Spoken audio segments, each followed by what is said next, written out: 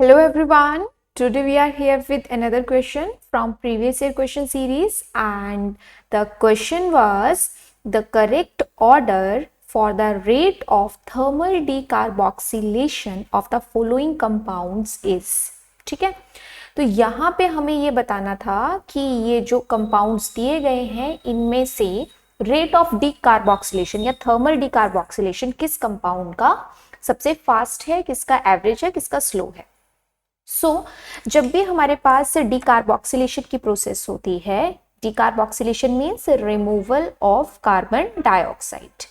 तो जब भी हमारे पास CO2 रिमूव होगा, हमेशा एक इंटरमीडिएट बनता है जिसका नाम है कार्बे एनाइन।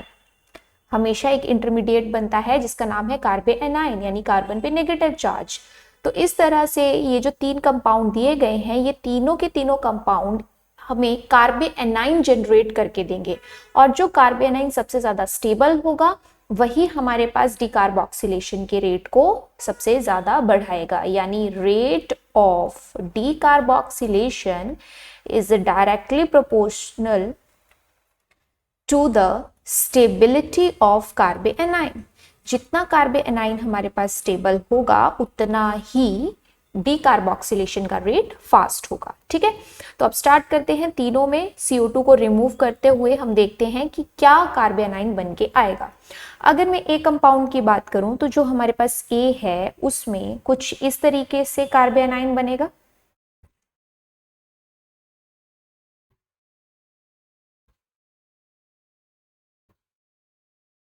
ये बन गया हमारे पास किससे, ए से। अब अगर मैं बी की बात करूं तो बी में मेरे पास यहाँ पे जो पेरेंट स्ट्रक्चर है वो क्या है, पिरिडीन। तो पिरिडीन में यहाँ पे नेगेटिव चार्ज इस पोजीशन पे बनेगा अगर डीकार्बोक्सिलेशन होती है तो। और जो हमारे पास नेक्स्ट कंपाउंड है वो है यहाँ पे सी, जिसमें अगेन पिरिडीन से ही डीकार्बोक्सिलेशन करवाई है, लेकिन अब वो रिंग के ऊपर ना होके इस पोजीशन पे है, CH2 नेगेटिव। ठीक है, तो ये हमारे पास कार्बे एनाइन बनेगा सी से। अब हमें पता है कि आफ्टर डीकार्बोक्सिलेशन हमें ए, बी और सी तीन कंपाउंड मिलने वाले हैं, तो हम इन तीनों में चेक करेंगे कि किसकी स्टेबिलिटी सबसे ज्यादा है। जिसकी स्टेबिलिटी सबसे ज्यादा होगी उसी का डीकार्बोक्सिलेशन का रेट फास्ट होगा। ए में जो ये नेगेटिव चार्ज है, पहली बात तो ये कि ये स्टेबल नहीं है, ये दोनों ही हमारे पास कैसे हैं, यहाँ पे अनस्टेबल कार्बे एनाइन है। क्यों?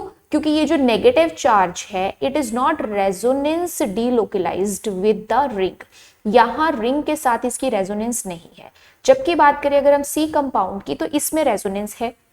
अब इसमें रेजोनेंस कैसे है आपके पास, यहां देखते हैं एक बार ड्रॉ करके कि अगर मुझे ये रिंग इस तरीके से मिल रही है तो इसमें जो डबल बॉन्ड की पोजीशन है वो कैसे रहेगी, ऑल्टरनेटिव।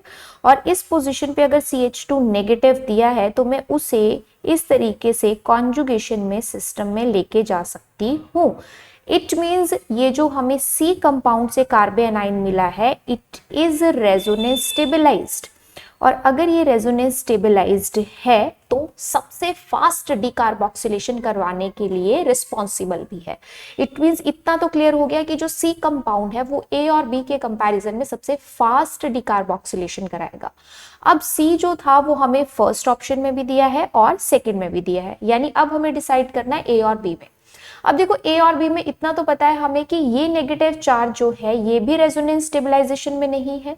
ठीक है, और ये नेगेटिव चार्ज भी रेजोनेंस स्टेबलाइजेशन में नहीं है। अब अगर ये रिंग के साथ रेजोनेंस स्टेबलाइजेशन में नहीं है तो क्या कोई एक्स्ट्रा फैक्टर है जिससे ये नेगेटिव चार्ज स्टेबलाइज हो सकता है? तो आंसर है हमारे पास यस। जो बी कंपाउंड दिया है, इस बी कंपाउंड में नाइट्रोजन के अगर पास नेगेटिव चार्ज है तो इसकी इलेक्ट्रोनेगेटिविटी की वजह से या फिर कह सकते हैं इंडक्टिव इफेक्ट की वजह से नेगेटिव चार्ज थोड़ा सा खुद को स्टेबल फील करेगा रेदर देन दिस कंपाउंड। तो इसी वजह से ए और बी में बी का थोड़ा सा रेट फास्ट होगा रेदर देन ए, क्योंकि यहां पे बनने वाला नेगेटिव चार्ज नाइट्रोजन की इलेक्ट्रोनेगेटिविटी की वजह से स्टेबल हो सकता है थोड़ा बहुत। तो अब हमारे पास ऑर्डर आ चुका है। ऑर्डर हमारे पास यहाँ पे क्या होगा, C then B then A. That's why the correct option is answer first. तो इस तरीके से कभी भी अगर आपको डीकार्बोक्सिलेशन का रेट चेक करना है तो just go for the stability of carbanion. और जैसे आप कार्बे एनाइन की स्टेबिलिटी का ऑर्डर चेक कर लोगे, आपको यहाँ पे डीकार्बोक्सिलेशन का रेट भी मिल जाएगा. So that was all about the solution of this question. I hope this would help you. Thank you.